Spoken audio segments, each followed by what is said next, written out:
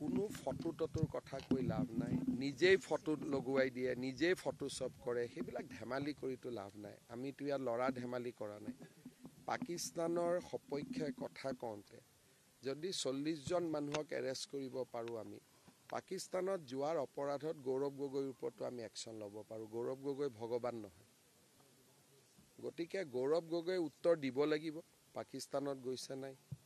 লৰা ছোৱালীক খুধি নাগৰিকত্ব পৰিৱৰ্তন কৰিছিল নে নিজে নিজে কৰিছিল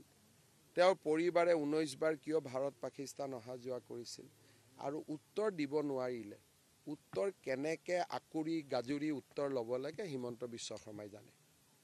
গতিকে গৌৰৱ গগৈ মোৰ কাৰণে ভগৱান নহয় যোন অপৰাধী অপৰাধী পাকিস্তানত যোৱাটো মোৰ দৃষ্টিত অপৰাধী পাকিস্তানততো কাজিৰঙা নাই পাকিস্তানততো মানস নাই পাকিস্তানততো ওৰাং নাই কাৰ ঘৰত গৈছিল পাকিস্তানত গতিকে আমাক জনাবই লাগিব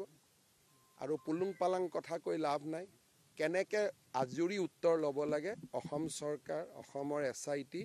আৰু হিমন্ত বিশ্ব শৰ্মাই জানে